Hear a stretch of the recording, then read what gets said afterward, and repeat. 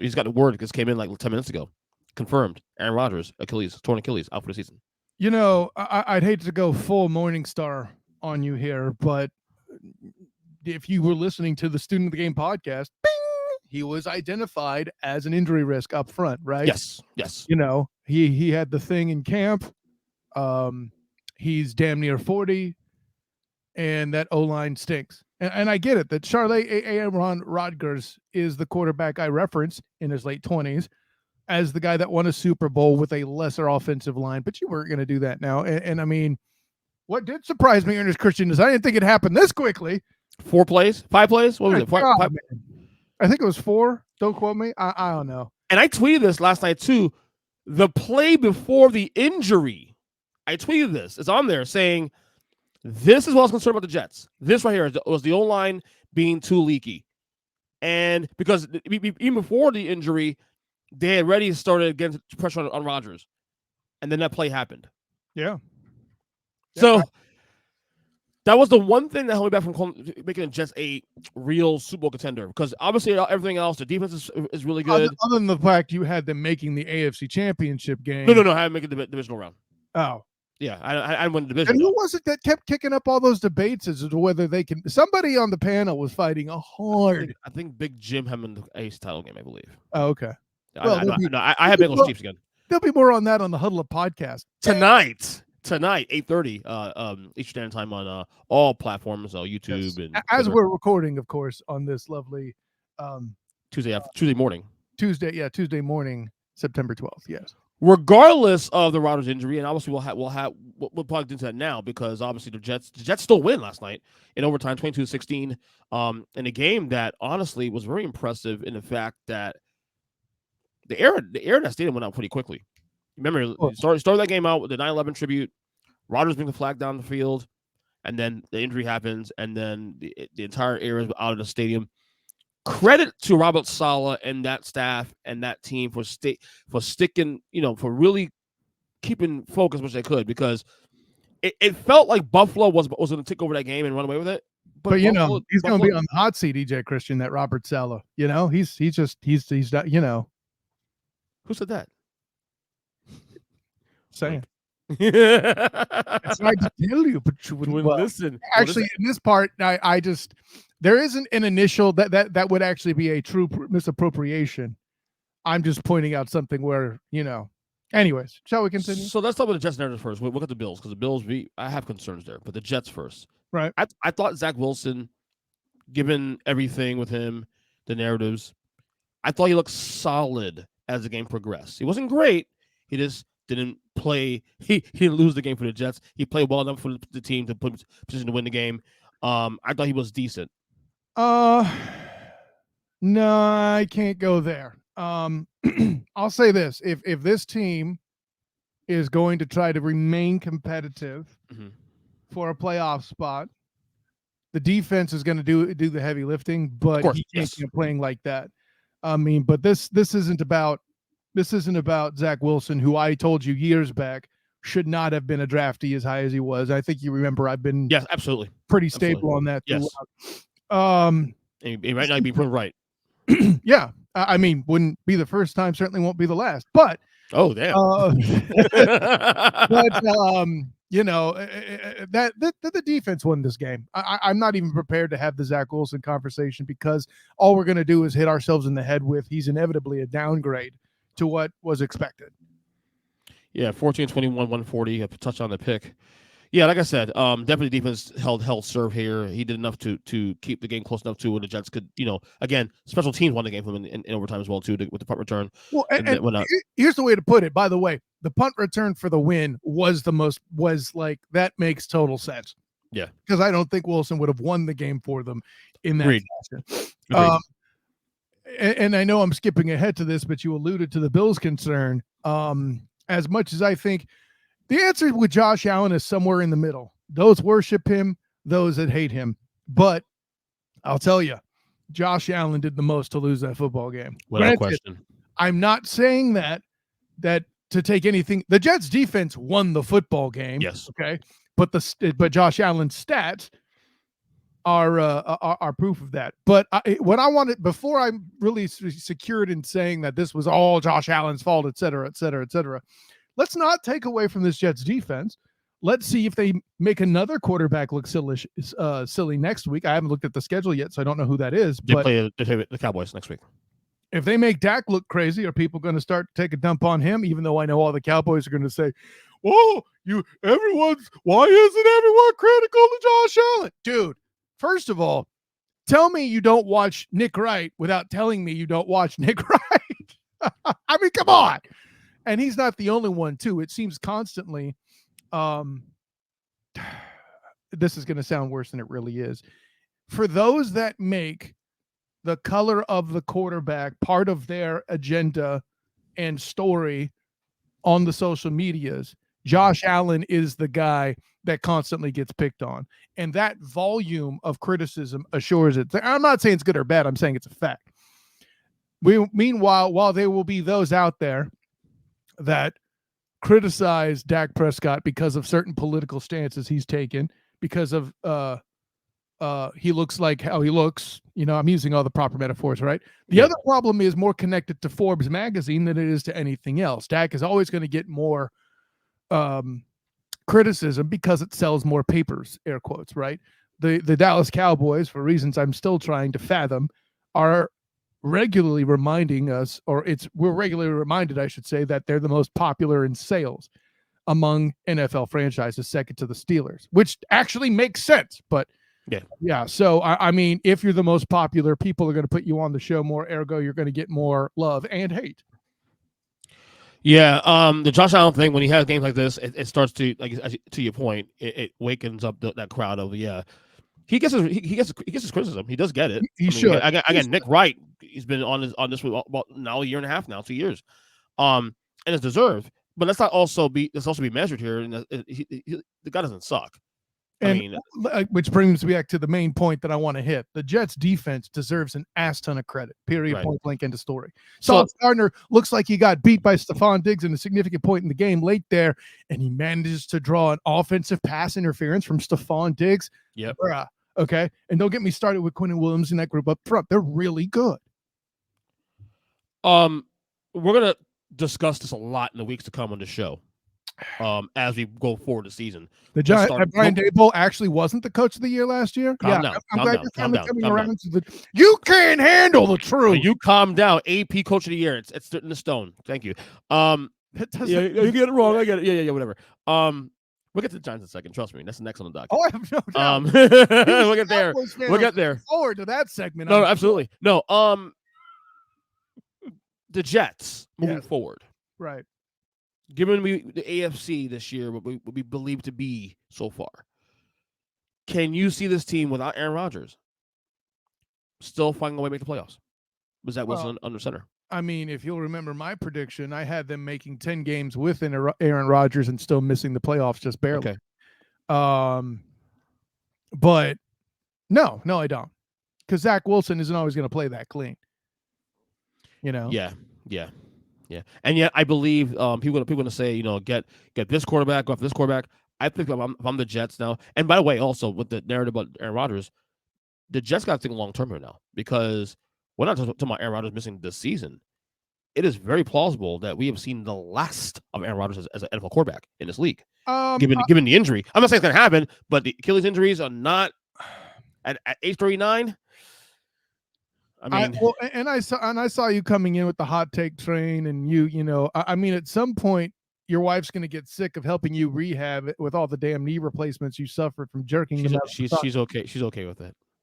You better hope so. Yeah. No, but lasted 17 years. Well, that's mostly because Tom Brady would eventually retire.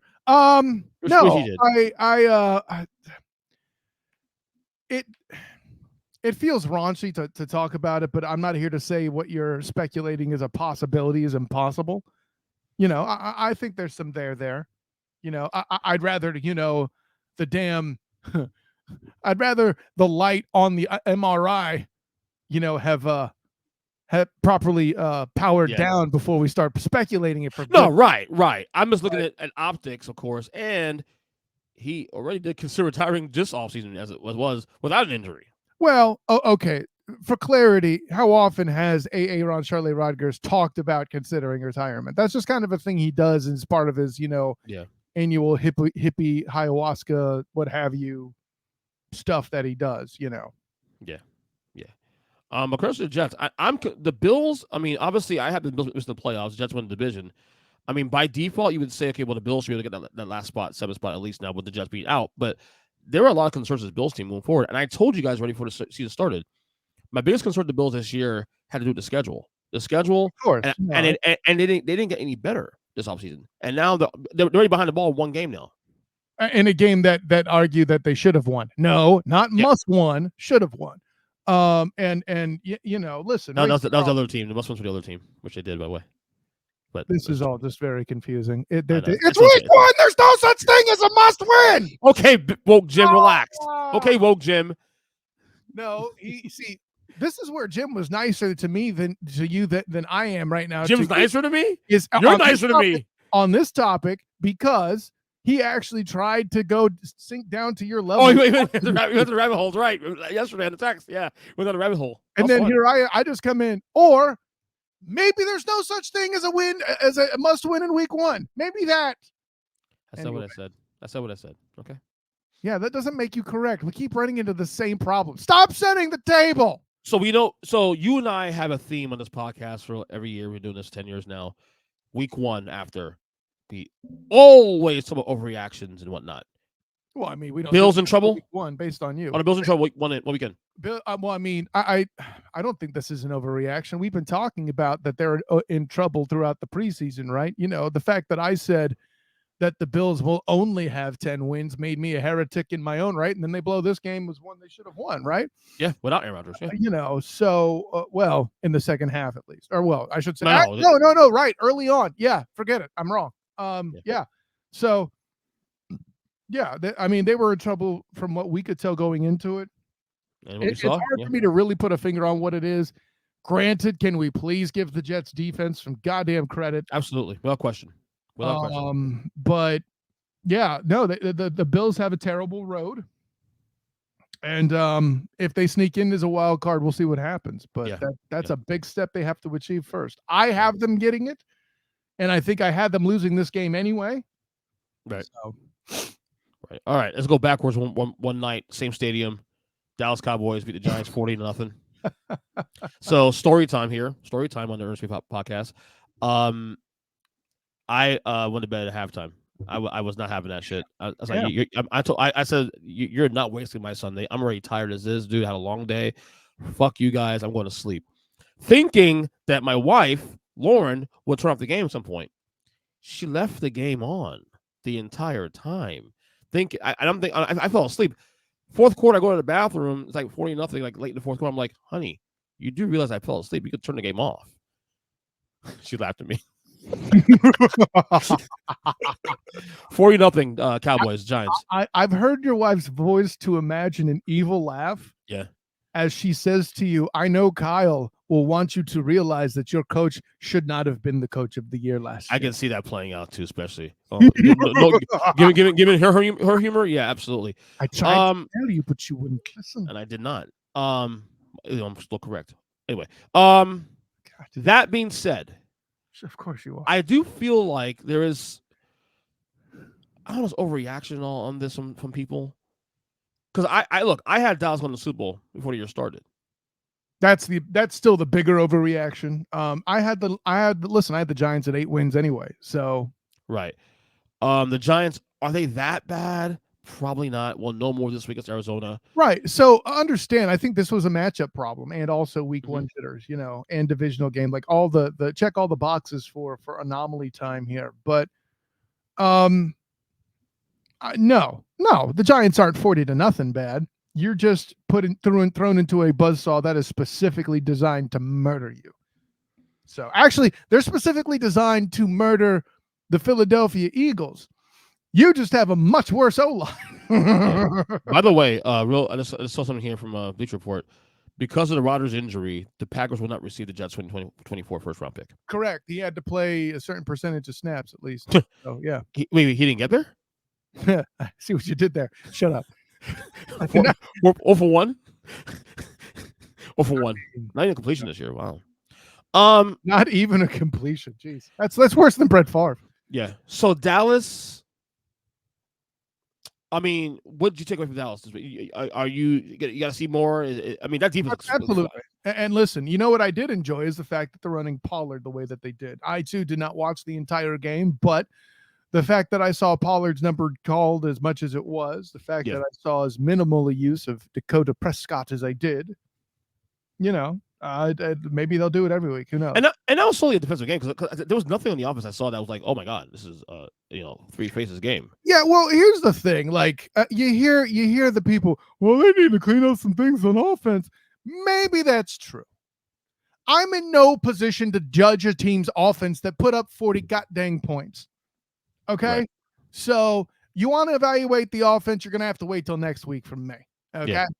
Against the Jets, formidable defense. The Giants, we'll see. I mean, like I said, that's a burn and tape game. See you next week. Oh, for both sides. Yeah, seriously. All right, let's get to the top of the Lions 21-20 on Thursday over the Chiefs. You know, damn it. People want to keep trying to tell me that Man Campbell isn't a good coach, but I didn't have Kelsey and they didn't have Chris Jones. Okay, listen. Both significant pieces. Kelsey being far more significant. Patrick Lavon Mahomes II had some Patrick Lavon Mahomes II moments closing the first half to assure that they had the lead, et cetera, et cetera. Kadarius Toney, I feel sad watching all the hate he's getting, but he was obviously a big part of it. Play better. Sorry, play better. You know, what we learned is if you keep the Lions in the game, they will bite your kneecaps off. Period. Point blank. That's true. This is my take from that game. As bad, it kind of reminds me of the Super Bowl loss to Tampa back in 2 years ago. Is that as bad as that was for the Chiefs in terms of like the drop passes and all that? And there was many, believe me, and the pick six, of course, that wasn't even Mahomes' fault. It was off the receiver. Yep. The Chiefs almost won the game anyway. And I don't want to take away from the Lions either because they did their job playing a tough game on the road, even without the missing pieces of Jones and Kelsey. I still pick the Chiefs win the game because of the fact it was better night. It's still Arrowhead. It's still Pat Mahomes, and they figured out a way to do it. So for the Lions to do what they did was actually still impressive, no matter how you slice it. But the Chiefs almost won that game though too. Also, so I don't want to overreact on either way. I don't want to say, oh, Detroit got lucky, like this and that. You know what I mean? But and I know you won't do it because you're too much of a Niners fan. But later, if you came out, yeah, and somehow I can't compete. If you came out during Tool time with the Chiefs still at 1, I wouldn't be mad at you. You know, you won't do that. And more on that later. Yeah, more on that later. I'll tell you. You'll see it tonight. I already submitted. I'm not asking you to reveal it. And for the record, no, I'm not gonna say a word. I already submitted the rankings to Big Jim about an hour ago. So okay, so I will make this bet right here on your show, and then you can listen on Huddle Up tonight. I'm wrong, and if I tonight as we record it, but you know, if you're listening to this via the pod, check out the Huddle Up podcast for the week. Bing. But if I'm wrong, and you have somebody other than because you've already turned it in, so you have somebody other than the Niners, I will send your family another piece of Student of the Game swag. That's how certain I am you have the Niners at 1. More on that later. More on that later. All right. Falcons over the Panthers 24-10. I mean, NFC South matchup, whatever. Incredibly unimpressed by the Falcons. Yeah, okay. They beat the Panthers. You know, I think I might have picked Carolina to win. Bryce Young had some moments. The Falcons defense, I knew they were improved, but they showed up in a way I wasn't quite prepared for. And credit to them, you know, for looking better than they have in a while. Mm-hmm. This is not an impressive team. Bijan Robinson's amazing. I get it. This is not an impressive offense. The only defense I have for the Falcons, I said before they started, and we discussed it last week, and I think on my preview with Zach about a month ago, is the schedule may make it somewhat palatable for them to flirt with a wild card spot. Given also the fact that the NFC is also very weak outside of 3 teams. Well, wild card, they may still win it unless Derek Carr gets significantly better. But all he did was help. By the way, all the people that try to give me a hard time putting the Titans at 7 wins got awfully fucking quiet. EJ Christian. And I only did that because this is on your show and I can get away with that. But funny how that shit works. Exactly. Browns over the Bengals 24-3. My takeaway is this one. Not surprised. I actually picked the Browns win this game outright. Yeah, on the I wasn't show. brave enough to do that, and then as I watched it happen, I'm like, yeah, I what It's the hell, you know. It's the way it happened. Here's what I'll say, Kyle. The offensive line sucks. Next question. I think the Browns are better than people give credit for. I also think the Bengals uses the first couple weeks of the year as a tune-up. Well, especially when your quarterback has missed time throughout camp. Correct. And have to. So I think this is more about the Browns being more better than we think they are, but the Bengals are not as bad as this score. Well, consider how the game went. Like, yeah. I mean, okay. So I like that you're trying to be cautious, but there's some place where you're going a little too nuts at the same time, right? In terms of what? The 24-3, like considering what you did to this team, you only putting up 24 tells me an awful lot about your offense. Yeah. Right. Work in progress. I agree. Which is to say it ain't there. Now, is it because they understand that they're a run first team and 24 points is or so is what we're going to expect, and they're going to try to control the ball? If that's true, I'd love to see it. In time of possession, the Browns had damn near 12 more minutes. So maybe that's it. Maybe they're going to, even though, people get, Deshaun Watson's going to have a great year. 16 for 29, 154, a touchdown and a pick is not a great year, right? That's Zach Wilson numbers, right?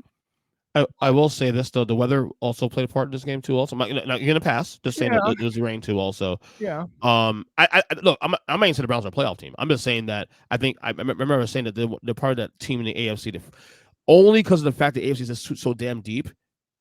Right. There's only spots. The Browns doing what they did is why the AFC North is the best division in the league. Correct. Obviously, I want to see more of the Browns. If the Browns are, say, 3-1 by the first quarter of the year, then maybe we're having a conversation about them maybe being a possible frisky wildcard team. We'll see what happens there. Here's what they got going for them, which is interesting. Even though I don't have them smelling late season success at all, like when they're playing late in the year, this ground and pound running attack is useful in that time of year. So if they're hanging around into December, they might get frisky. Correct, and hope, and maybe by then Deshaun Watson has everything put together by then. We'll see. Your Jags. 31-21 Jags over the Colts. Let me say this. I came away really impressed with the Jags in this game because all the hype that the Jags with the AFC South, this and that, and then it felt like most of that game was like, oh, they melt down under 80 expectations already up the gate. And then they figure things out in the fourth quarter. Wait, you mean there's 4 quarters in the fucking football game? Wow. To me, it was impressive that they figured out a way in the fourth quarter to put, even as a team we believe as bad as the Colts are, or going to be this year. Right. The Jags figure a way out. And by the way, this is the first win in 9 years in Indy, I believe. This is the second win in 11 tries. There we go. So it's still impressive. So, Lucas Oil Stadium, which is an amazing facility, by the way. So my takeaway is the Jags, I think, look impressive in the fourth quarter, and they look like a team that I believe are going to win 10+ games this year. So a few things. Anthony Richardson's not bad, man. I said it. He's the guy I'm most looking forward to watching this year. I've said I like the pick.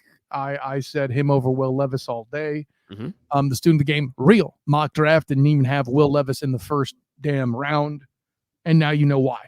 Hopefully this can maintain, but him also getting hurt late is its own level of disturbing, right?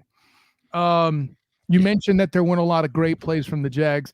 No, I don't think that's fair either. And the interior of the line is the problem. And if you were listening to the Duval Dive this past Friday, 11 a.m., part of the Game Podcast, by the way. That is a piece of the Student of the Game podcast, but you could also see it up on the Huddle Up Podcast YouTube channel, bing, as well as Sertoba Media, where the struggle is real to be awesome, bing. But, seeing Stephon Ridley take over the first half, the way he starts Stephon. Calvin Ridley. Stephon Ridley's a washed running back that used to play for the Patriots. One of my Calvin Ridley, to see him take over. Honestly, if he didn't step out of bounds, on what set up the Zay Jones touchdown. He would have had over 100 for 2 touchdowns and could have gotten a game ball, then. But yeah, and Zay Jones, what a catch for that second touchdown. Yeah. Anyway, no. But and the throw with Trevor Lawrence that's between 2 Colts that KO each other. Anyways, no, I mean, for all the bad play there was, the biggest issue is the interior line. And then with Brandon Treff, him looking like he's going to miss some time with that sprained ankle. Just in time for Chris Jones to sign back with the Chiefs for next week.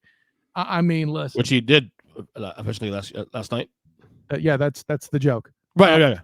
But yeah, I mean, listen, this was a solid open. If you felt people came out panicked and they still scored 31 points, that should tell you everything. And the only reason why the Colts had 21 was because DeForest Buckner's a damn beast. Yes. And that play was weird. It was very confusing what was going on. And yeah, he officiated, had to go over that play over and over again. It's weird.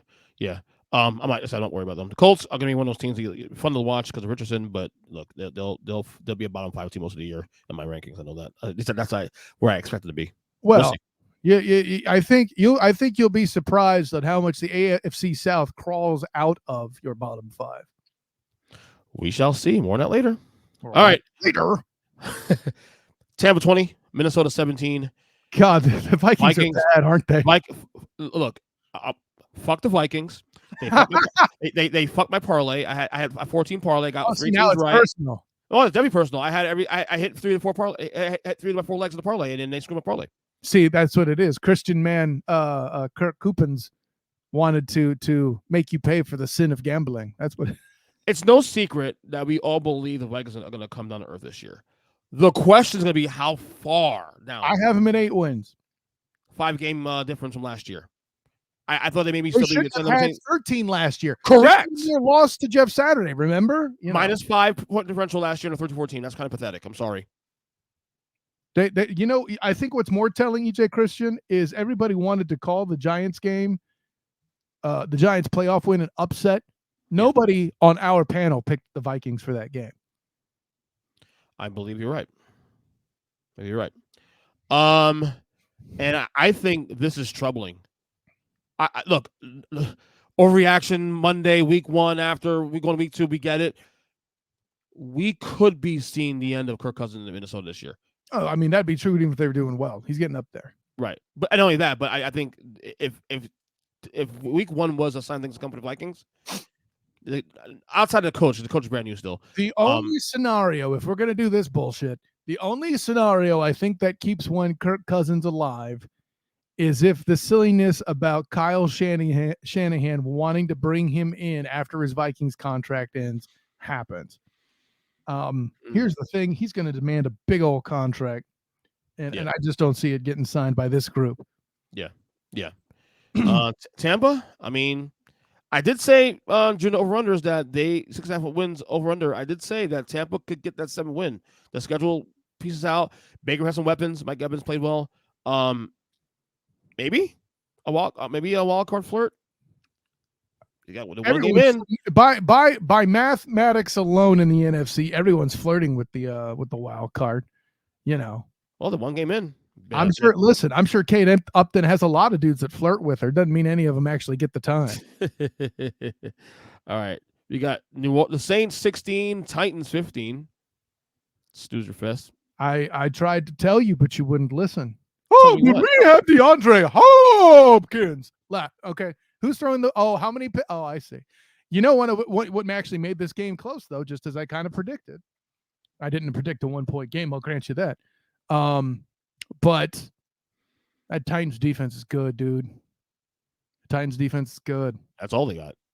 It is. Well, and give Derrick Henry some credit. Well, yeah, King Henry is pretty good. He's all right, I mean, Derek Carr, not bad, 300 yards. Yeah, he had one interception that was really bad. That's leaving, but I think some of that is again, a quarterback doing bad is one thing, but sometimes it's the defense being that good that helps, right? You know, yeah, I can't really build on that. And if you keep any week when you keep Derrick Henry under 100 yards, especially the week where both sides are under 70. So yeah, exactly. Especially when the score on both sides is under 20, meaning they're utilizing the run game. They're absolutely not catch up. That's an accomplishment. And listen, I've said on the Student of the Game podcast, bing, that the Saints have become a defensive team and that this is the best defense that Derek Carr's played with, and we saw that this week. The road to number 1 seed for the Saints has started. I mean, if you think I'm in any position to trust the Falcons more than them, you're out of your mind. You know. By the way, Chris Olave. Oh, he good. That boy good. He that boy good. Yeah, absolutely. We'll see how this team plays out though. But the Saints are schedule's pretty easy. They in my opinion should cakewalk to the NFC South title, but we'll see. All right, we shall see. Yeah. Ooh, here we go. This is close to your home. Niners 30. Steelers 7. Did not see the Niners putting up 30 points on the Steelers. Kyle. With all due respect to your Niners, my whole obsession with them last couple of years on the show. I picked the Steelers to win. This is my upset of the week. I might have picked the Steelers. I'd have to check the tape. I might have picked the Steelers for this one too. Not knowing what one had in Brock Purdy, but there's so many damn weapons on this squad. And by the way, did you see the receivers blocking downfield to get McCaffrey his score? Oh, that's chemistry, man. This group loves each other. So I want to be measured on this too, also, because by the way, Niners in all three phases were fantastic. All three phases. Right. The Steelers aren't that bad. No, listen. Okay, and I know everybody's like, "Oh, Kenny Pickett sucks." Everyone sucks against the Niners defense. Hello. You have to know this group was hyped. Bosa being signed during the week leading up to it. You had to know those things were factors. And not only that, this is the first game since the it might be a tragic NFC title game last year. You know? Yeah. Well, that might have its own impact. And also, by the way, they're flying from west to east, if I remember that this was this? I forget where. Yes, it was in Pittsburgh, yes. Holy snap, dude. Impressive week for Niners. This is why I'm making the bet that if you don't have them at number 1, your family will get more Student of the Game swag. I won't tell you what. It'll be at my choice. It might even be a roll of toilet paper. I don't know, but hey, cool. Green toilet paper, that's kind of gross. But yeah, anyways. No, I was impressed with that. And the Steelers, I don't think they're as bad as that game, but I expect course correction from them next week or two. So, all right. Stews Fest, Commanders, Red Tails, whatever the hell they call them these days. I don't give a damn. They win 2016 over the Cardinals in a game they should barely. Like, to me, this says more about Washington, honestly. Hey, listen, here's what I'm gonna tell you. You can't spell Howell without a couple of L's. I'm just saying. Yeah, this team's gonna be. Look, they didn't even cover the spread for this game, kind of loud at home. That's a problem. Yes, it's a win. Yes, so cool. But yeah, I don't see this Washington team being any good this year. No amount of Eric Bieniemy yelling can save the squad this season. But at least silver lining, Daniel Snyder's gone. The same. All right, Ravens 25, Texans 9. Wasn't too impressed with the Ravens in this day, to be honest with you. I know. See, you're making another mistake. Who tried to tell you that this Texans defense was going to be better than you thought? You did say that. Yeah, to be fair, you did say that. And that's why you saw what you saw. Yeah. Lamar was he was efficient, but no touchdowns, 1 pick. I mean, I guess to get Texas credit. Game.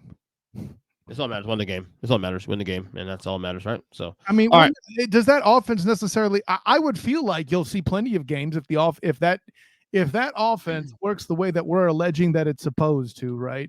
And Lamar Demetrius Jackson is finding more deep stuff down the field. I would assume that there'll be a lot of moments where they'll be in the red zone after a big play, and then they'll use the handoffs to finish the job. And why the hell wouldn't you?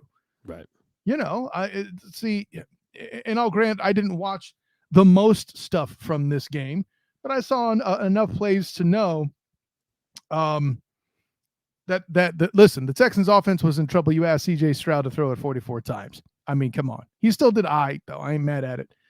Lamar efficient is good. Having a pick obviously is bad, but again, this defense is better than you think. Yeah. And I think they'll flirt at 6 wins this year. Like I had the under, but it'd be flirting with a 6.5. I have the Titans at 7. That's true. I also have the Texans matching them at 7. Oh, so, yeah. Oh, okay. All right. The Packers 38, Bears 20. Impressive win. Jordan Love's debut as a start. Well, debut as a week 1 starter rather. 15-27 for 3. Debut as the franchise guy. Right? 245 yards, 3 touchdowns, no picks. And all this about the best receiver, Christian Watson, too. Yeah, I have to be honest. I did not watch much of this game because I was expecting it to go way different than it did. And it's interesting. They mixed in run and it didn't go like they dared Jordan Love to throw the ball and he did. Mm-hmm. So he's at least that good. And frankly, in that division, being a good enough quarterback, you can make a difference. Please see Jared Goff. So feel like, cause I was saying that Minnesota was the most stable team in the division. I feel like, look, this is a 1 game sample. I'm not trying to overreact here. And I need you to define stable too, but continue. Like you have a solid quarterback, okay offense for the most part. Defense is hit or miss at times. Depends on how. Nobody has a quarterback that pulls away from the rest of the group in that division. Correct. But I feel like Green Bay might be making the case now for the stable team in the division. Could be. I'm not there yet. We'll see. It was 1 game in though, so I'll still take the Lions first. Right, to your point. Chicago, the Bears though, disappointing. This is really disappointing. Cause I mean, look, I'm not saying anything with playoffs, but geez, I mean, this is the way. It's the way. It's not so much they lost. It's the way they lost. I'll agree with that. The Bears, I have the Bears at 8 wins. And I question that now. This one again. We don't want to overreact to 1 game, but that was a bad start to the year. Really bad start to the year. Raiders 17, Broncos 16. My takeaway this one. Yeah, my takeaway is this. Our boy Rusty was good. He wasn't good enough. And if you're paying that guy that kind of money, he's got to be better than just checkdowns and just 5-yard throws. He's got to be special. I don't know if it's a Sean Payton problem here in this game or whatnot, but he didn't lose him in the game. Let's put it that way. But he wasn't special enough. And I think with that kind of money, the kind of price tag he's getting, he's got to be special. Well, you're not wrong. What I think more does it for me is that the Raiders defense is supposed to be this bad, but and yet, look at what they're doing, right? Here, like I'm counting, what is it, 2 sacks, and what is it here, 3, 4, 5, 6, 7 Raiders tackles for a loss by the Raiders. Yeah, I mean this is Sean Payton dealing with that O-line that he criticized. Listen. 27 completions for 177 is trash. Yeah, that's what I'm saying. A lot of checkdowns. And listen, I'm a rusty guy, but also they were without Jerry Jeudy, in fairness, but yeah, I wasn't impressed. Who is their downfield guy? Who's their number 1 on this list? Isn't Sutton? Then you're after him. Like the problem. And I know I'm going to be called a rusty apologist, and at this point maybe I am, but I don't see this team having weapons. I don't. Yeah. Garoppolo though was pretty efficient. I mean, when you have Devontae Adams, it helps. This is what we've learned today. The kid Myers pretty good too, though. Another kid Myers. Yeah. Sure. I'm taking nothing from Jacoby Myers, no question. I mean, hell, he had the 2 touchdowns on the day. Listen, I've been a Garoppolo guy. What eventually made me cash in my chips on Garoppolo, Ernest Christian? Was it Super Bowl? Or was it before that? Can't help the club in the tub. Yeah, we'll see how efficient he is in Week 15. Right, if he's even there. Correct. quarterback. There you go. That's the joke, right? That's the joke. Take the joke. Yes. All right. 3 more games here. We got the Eagles winning 25-20 over the Patriots. So I got to tell you, once things settle down, because the Pats fell behind 60-0 in this game, the Pats outplayed the Eagles pretty much after the first quarter. Yeah, maybe. Because, again, they were down 9-0. Once was a pick six. Right. Take away a pick six, and that's a game, and the Pats may actually win that game. Jalen Hurts was not that. He wasn't impressive. This was a team with two good defenses battling each other. Correct. And one team didn't have an offense. Period. Yeah. Mac Jones, I thought looked pretty good though. 316 yards, 3 touchdowns, 1 pick. The 1 pick wasn't his fault. I thought once he settled down the second half, he was actually really good. Putting up 316 against the Eagles is impressive. I agree. Yeah. Eagles, like I said, the Eagles, I thought they weren't their best. Obviously, we'll see better. I think I'm not an Eagles fan, obviously, but we'll see better of them in the weeks to come. Obviously, they just came out with a big win. The Pats, maybe the Pats aren't as bad as you think they are. Yeah, well, and did Sirianni come out in this game with everything from the playbook? I think this is when he's putting some stuff back. Oh yeah, very possible. Very possible. I know that you're the hunted now, so therefore, you knew you were going to win this game defensively anyway. Right. Why make it 40-something-9 when you can win this way? That's fine. Now a game that wasn't defensive at all. Dolphins 36. Buddy, I believe my precise quote when I was talking about this game with your guy Booga Peters, was a shootout that would rival the one at OK Corral with the Earps and the Clampets. Listen, man, this is what we expected from these quarterbacks, and the only sad part is that one of them has to lose, so somebody has to talk trash. But these quarterbacks did what these quarterbacks are supposed to do, man. Tua and Tyreek, man, that combo is lethal as hell. Tua 20. I don't understand why this is news though, and I know EJ. This is actually one where I'm not dropping a morning star on you, but for the rest of the country out there, I keep trying to tell you, but you won't listen. And you back me on this. I want to go on record. If you're going to make a TikTok of me on this show, of the Student Game Report, I want it here. Start the clock now. Who was it that had the Dolphins as a potential top 5 team preseason if it weren't for the injury concerns? Who said that in text to you, EJ Christian? And you did. The main reason I don't have the Dolphins sniffing playoffs is because of Tua. Of course, now that Rodgers is out, maybe he'll have to recalibrate that a little bit. No, not necessarily, because if Tua's not healthy either, that still might be an issue. Well, right, exactly. And I think Eric Lopez put it best on the Student of the Game pod. Bing! The guy I work with at the Black and Gold Banneret. Bing! See, there's a twofer for you. Yeah.